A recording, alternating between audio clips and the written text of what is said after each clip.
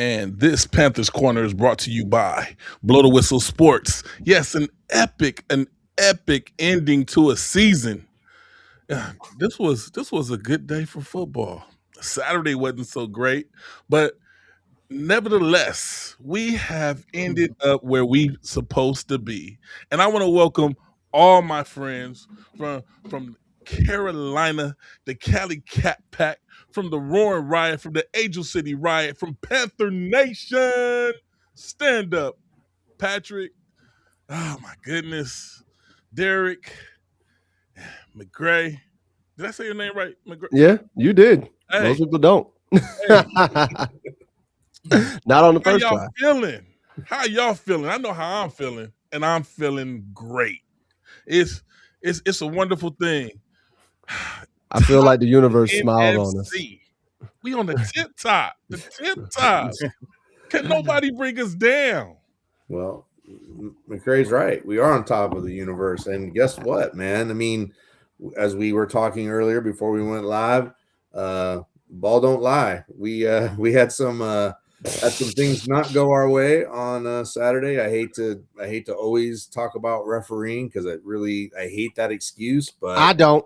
But you go, buddy. But for us, I felt like the things were put back in the right place, and we ended up where we should have ended up, and here we are. We're at the top of the NFC South, and we're playing. We're still playing, and we're in the dance. And now anything can happen. Things didn't go our way. I believe things went our way, and people changed them right before our very eyes, from going our way to not going our way. We did everything right. We improved from the week before. Mm-hmm. We managed our time. We were moving the ball, and somebody got in our way, and it wasn't our team this time. Yeah, his name is Roger Goodell. That's who it is. I'll say it straight up. Well, Roger Goodell and everybody in the NFL. Yes, I will flat out. You can find me, and guess what? You won't be able to find me because I don't have $100,000 to give you, Roger. So you out of luck on that. But Carolina is where we should be. Carolina. A lot of people may not like the way we got in, but guess what? We're in. We're in the dance. That's all I care about. I don't care because a lot of stuff had to go right. A lot of stuff had to go right for Carolina's way when we were 3-3. We didn't back our way into this. We had the exact same record as them. The reason why we got into this is because of our record. It's because of the people we beat. Just like them. If we would have had the same record and it would have ended up with them being on top, it would have been because of the people they play, and they would have been on top. Well, we were 3-1 against Tampa and Atlanta. So sweeping Atlanta was the chef's kiss and what needed to happen, and here we are. But again, I mean, in Dave's presser today, what he said was perfect. Everybody's 0-0 now. Like, the record you had before you got here means nothing because the games are set, and everybody has to go 1-0 to keep playing. If the college football playoff is any indication, your seed doesn't matter. Yeah. Your seeding does not matter. You can be beat. Anybody can be beat on any given day. We were 3-3 at one point. We were 1-3 to start the season the first 4 weeks, and we're only the 35th team ever to make the playoffs after starting 1-3. I'm gonna take it. I'm gonna run with it. I've seen Eli Manning win 2 Super Bowls as a wild card team. So you know what? I'm cool. I'm in the playoffs. We got a home playoff game. I'm happy, but I will always talk about the rest because I hate BS. I hate BS like that. Fix it. That's all we say. Fix it. And by that, I mean fix your pockets and your money line. The fix is already in. It was. Vegas made too much money off Saturday. I already know they did. But you know what? Shout out as much as we may not like them birds down in Atlanta, but we got to say welcome to Atlanta where the players play because Atlanta came through for us today and did what they had to do.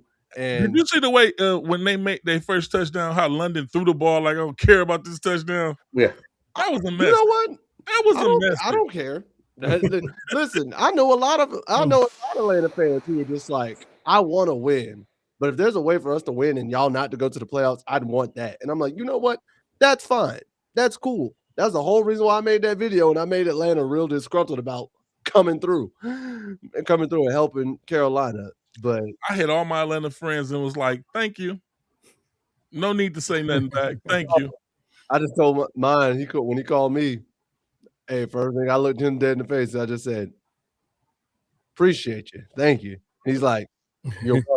Don't ask me again. And what's crazy, the 3 times I asked him to tell Atlanta to do something for us, all 3 times it happened. And all 3 times he said, it's not going to work. Do you not know my team? I've been asking them for help all year. And you think they're going to help you? All 3 times it worked. That's crazy. Do you do the same thing I do, where you call a friend when the game is going on and tell, hey, could you make a phone call to your team? I call them before the game. Wow. What do you mean during? I call them like I will tell them that week. I will tell them that week, like, hey, yo, I need you to go talk to so and so and do this for me. He's like, you really think I got pulled like that? I'm like, I don't know what you got, but I'm gonna ask and gonna put it out in the universe just to see what happens. Isn't it the ultimate irony though that they go and do that? They finish the season on a win streak, and the GM and the coach gets fired. Listen, and there was no time at that. No, they were fired almost immediately after. Here's the bad part. I know a lot of Atlanta fans who are waiting for the offensive coordinator to get fired, and they're mad that hasn't happened yet. They're like, so we fired the GM, we fired the coach, but we ain't fired the OC. That was our biggest problem. Well, when the new coach comes in, he's going to pretty much do that and bring his guy. He's going to clean house. Yeah, that's going to happen. Yeah, unless he got some dirt on the owner, and the owner's going to keep him around because he got dirt on him. That's the only way he's going to stay there. It's possible. Hey, all I know is they deserve to go if you really want to put it there. They deserve to be out. You spend all that money on Kirk Cousins, and then you go get you draft another QB. Come on now, that's what they did. I mean, that is what they did, but that made no sense. They could have went out and got another wide receiver. Why would you go QB? I mean, you're looking at the future, and you know Kirk ain't gonna stay. Well, you just signed him to a 4-year contract, and you gave him $160 million, and I think you handcuffed your team by taking a quarterback there. And I'm not sure even Penix is the right guy. Penix has proven he can't stay on the field, right? So, I'm not saying he's not a good player, but he has a long history of injury in college, multiple times, and now he tore his ACL in the same knee. He's torn it several times already. I mean, I just feel like you really hamstrung your franchise there by doing that. And I feel like they could have taken a quarterback in the following year or another year, after to build, but to go after Penix at a time when they needed more, I think that was a huge mistake by the GM. And clearly the ownership and the GM were not aligned, because there was all those videos of, the GM and the owner having words right after the pick was made. So it was a mistake in retrospect on their part. Honestly, you know what? I wouldn't have paid for Kirk. Like his contract alone, to me, and I want Kirk Cousins' agent for any future job salaries negotiations I have, because whoever his agent is, that man can finesse for Kirk Cousins, because I feel like that man has been overpaid quite a bit. However, I agree. I wouldn't have more than Patrick Mahomes. He's made more than Patrick Mahomes. That's crazy. You know what? That's because he's played on the franchise tag 3 times. You know what? Listen, he finessed Washington out of so much money. But you know what? Hey, guys. Forget about Atlanta. This is the Carolina time right now. They're not even in it. Let's stop talking about people that's not a part of a winning. I gotta give him. We just had to give him a little love. We just had to give him a little love and support due to the fact that they helped us get here. But at the end of the day, we in. But Tampa's out. Let's talk about us being in though. Tampa's out. What an awesome. We have to be confident. We're playing a team that we just beat a few weeks ago on our home field, and we get them back on our home field. Yeah. What's the Does game? anybody know if Yeah. Devontae Adams is playing? Is They don't Devontae know playing? yet. They They're don't know yet? expecting him to play, but Tyler Higbee came back this game. Tyler Higbee is dangerous also.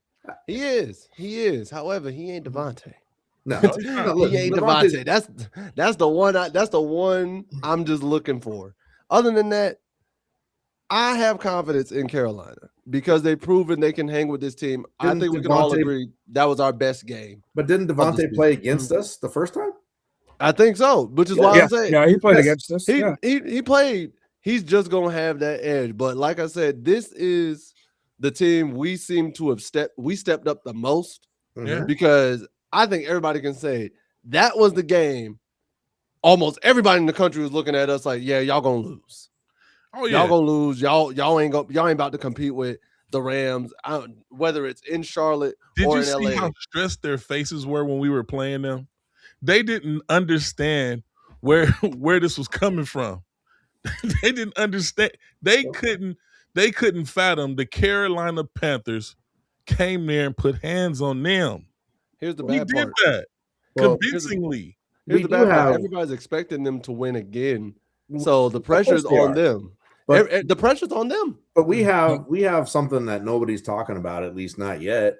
That Evero was a coach there for years and years and years. If anyone knows how to beat Sean McVay, it's someone that has played in that system and coached on that system and can expose the weaknesses. He made Stafford look horrible. Pick six, fumble, 2 interceptions last time. Makes sense. That has to still be in their mind. And yeah, they want to come back and they want to get after us. But when we start confusing them again, I just say it's not like we're going to go be sacrificial lambs. And something that we've talked about here before, a lot of our fans get in the different forums and we're going to be one and done. But guys, we not only made it, we're playing a team that we beat already. And we have have some scheme to do that.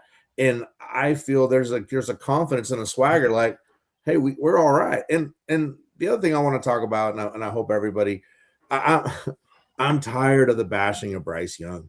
Please speak on it. Bryce Young comes into this game against Tampa in horrible weather when everybody says Bryce can't play in a big game. He goes out and balls out, plays great football. I mean, he made play after play after play. 31. I think it's 24-35, 266, with the touchdowns and 2 touchdowns. Outdoes Baker. At what point are we? I mean, he threw 3 touchdowns against the Rams. He outplayed Stafford that game. At what point is everyone going to start to accept Bryce isn't the issue? Our play calling needs some improvement. Our line play needs to improve. But our line has been sporadic just due to injury alone. We've had 16 different starting offensive lines in 18 weeks. I am crossing my fingers and hoping that Big Bob gets back this week. Because he was close last week. And if we can get him back and get our true starting offensive line for this game, I wish. Maybe we have a chance to do something. And I think that if we can improve our play calling, I think we have all the ammunition we need to be competitive in this football game. And that's what excites me the most. I'm tired because people have been saying all year and have been moving the goalpost on Bryce Young all year. Of course. First it's Bryce can't throw for over 250 yards. He goes for 300. Oh, Bryce, we can't win a game where Bryce is the only reason we're throwing, where he's throwing 45. He goes against Atlanta, throws for 400, sets franchise record. Oh, Bryce Young can't go and outduel a guy like Stafford. Goes and beats Stafford. Oh, Bryce Young, he can't pass when it matters. He can't win when it matters. Has 7 game-winning drives this season alone. Now, all of a sudden, Bryce Young, we won't make the playoffs with Bryce Young as our starting quarterback. We need Andy Dalton. Guess what? Bryce Young, we're in the playoffs right now with Bryce Young as our starting quarterback. I saw a dude yesterday. We were ranked 29th in the league when this season started. And look where we're at now with Bryce Young. 29th. We weren't expected to do anything. Now we're in the playoffs when we playing with house money. Let's go. Let's go.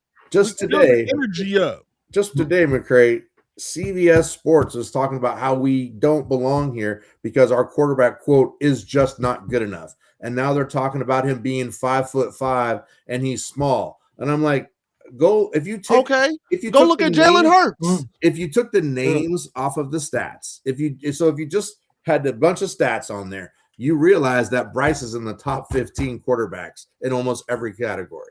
Here's the bad part.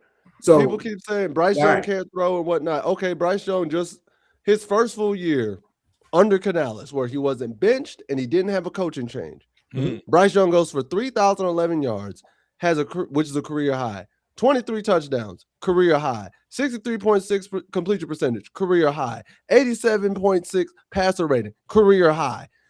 His first full year with a coach that's offensive minded and sound, who obviously play calling wise tries to outdo himself too much and overthinks situations and doesn't just let it fly. And doesn't just trust Bryce to do what he do. Bryce Young just gave you a reason as to why he's getting better. Now, if you don't want to sign him to the full extension yet because you need one more year to see the growth again, cool. I can understand that. I can understand you want to see it again before you make a commitment. Understandable. But to say Bryce Young can't do it, and I'm sick and tired of people being like, oh, no quarterback under 6 feet has ever been successful. I'm sorry. Did we forget that Drew Brees and Russell Wilson existed? Did Doug Flutie not exist? Did we forget about... Did we forget Kyler Murray still throwing 3,500 when he's healthy? Say what? Frank Tarkenton is pretty good. I'm saying. we just forget that you don't have to be super tall because guess what? Fun fact, Brock Osweiler was 6'7", sucked. Yes. Absolute garbage. Got paid just for being tall. Yeah. People, Trevor Siemian. My whole thing is this. Like, I can take this coming from anybody else, but when it comes from within, that's the part that annoys me the most. This is not coming from our enemies from this team or that team.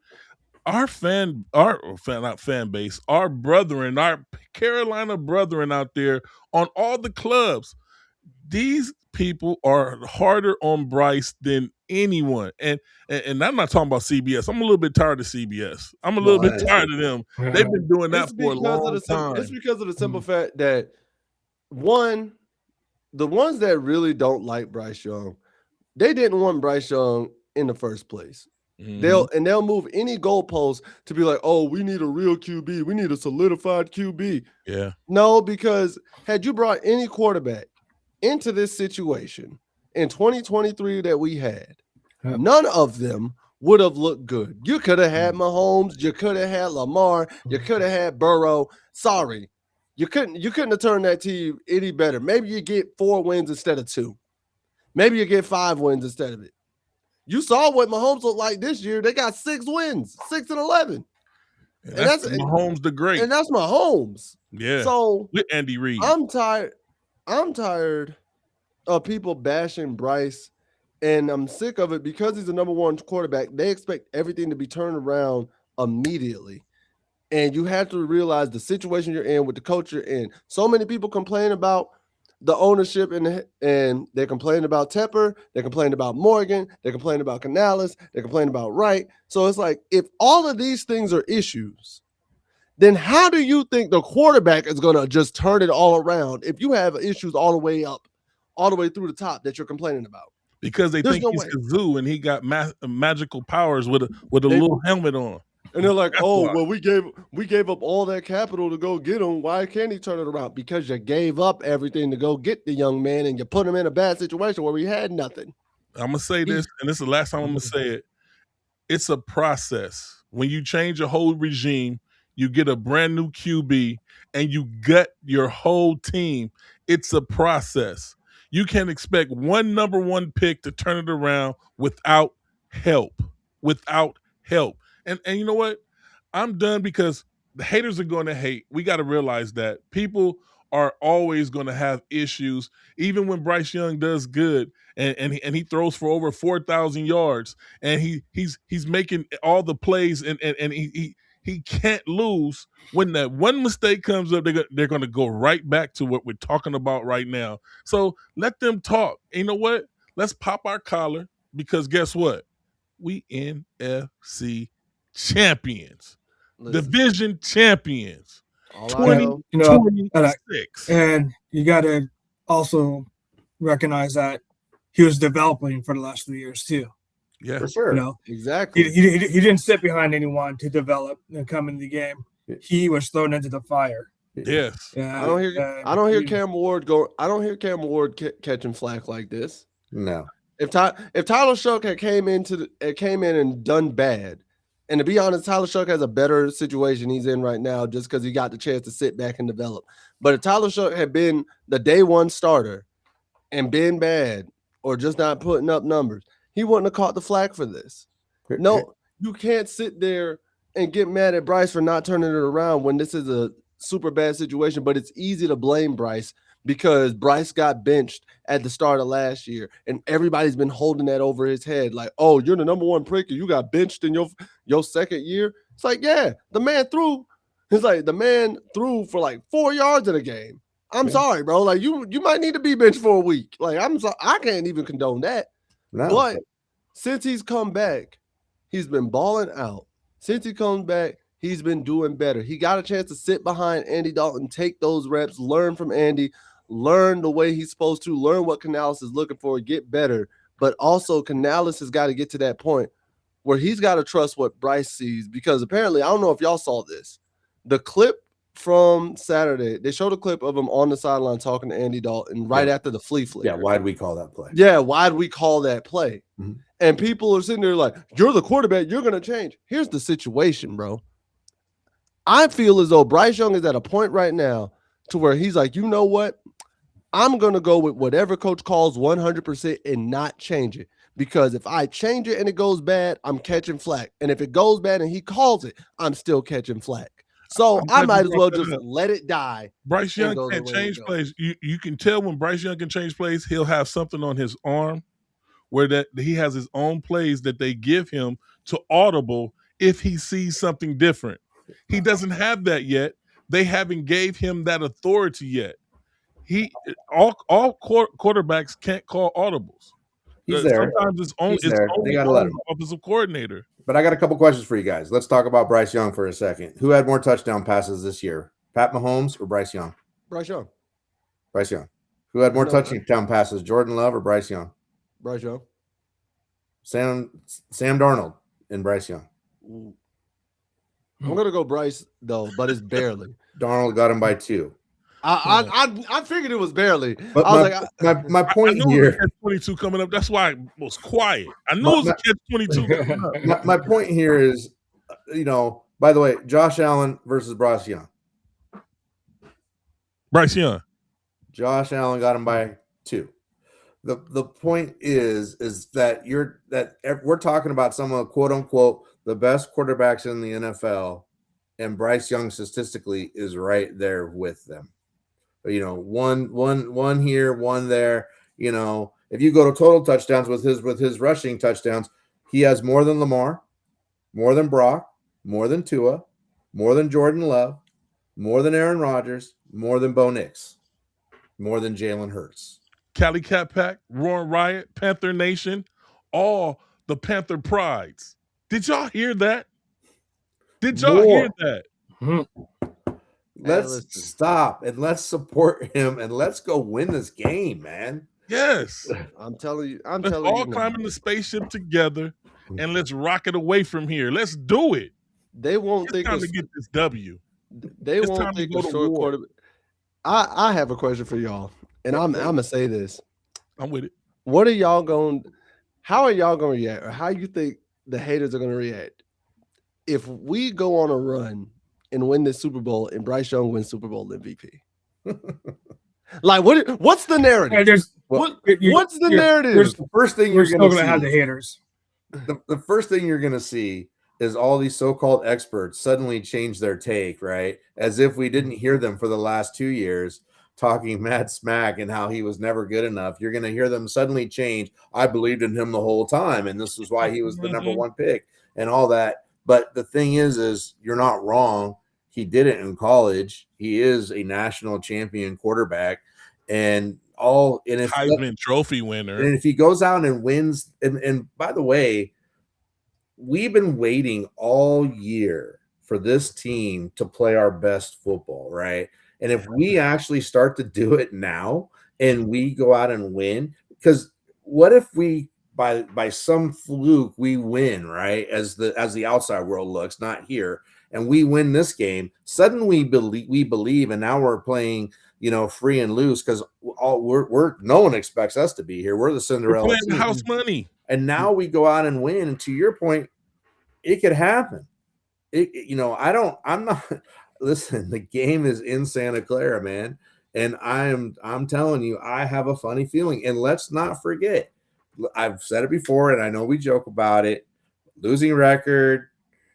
Ohio State wins the national championship. We open the season with the Jaguars. We go to the Super Bowl. And you forgot one part about that. Angelina Jolie got a divorce too. And here we are. Ohio State won the national championship last year. We had a losing record last season, and we open with the Jaguars, and here we are. And I think it would be hilarious if we win against the Jaguars, the two expansion teams that came into the NFL in the same year. I would love that. I think what would be hilarious is the simple fact of the matter. The previous 2 times that it happened, we beat the Jaguars in the opener. So the time we lose is the time we win the Super Bowl. Yeah. Well, I mean, there would be some little tweak on it. There would be some poetic justice to get in there against Denver and to right the wrong of last time when we also got screwed by the refs on a horrible catch, no catch call. And then the next play. My poetic justice is either Denver or it's New England. I want that first. I to this day, I want that first one back. Yeah, because if Casey doesn't shank that kick to this day, my soul says we're going to be overtime. The Shield showed up for that game too because someone called in and said we're about to lose a lot of money in Vegas on this game. To this day, my soul tells me we win that game as soon as if Casey. I'm gonna put a disclaimer out there because I to our brothers out there, it doesn't matter what happens from here as long as we go up. But what you got to know is we're right where we're supposed to be. Yeah, we were not even supposed to be here now. Panther fans, hold your heads up high. Yeah, I was told we were going to be a top 5 draft pick this year. By quote unquote Panther fans who called me delusional because I told them to calm down and let the season play out. I know because they were mad about the preseason, and I said it's preseason, bro. Just calm down. They're like, no, you're delusional. You don't know what you're talking about. We know what this team's gonna do, and with Bryce Young at the quarterback, whatnot. I looked up what I wrote before the season started because I always do this for my wife, and I said 9 wins, so I was off by 1, and I said we would fight for a playoff this year, and here we are. So we are where we're supposed to be. I said, and here we are, and.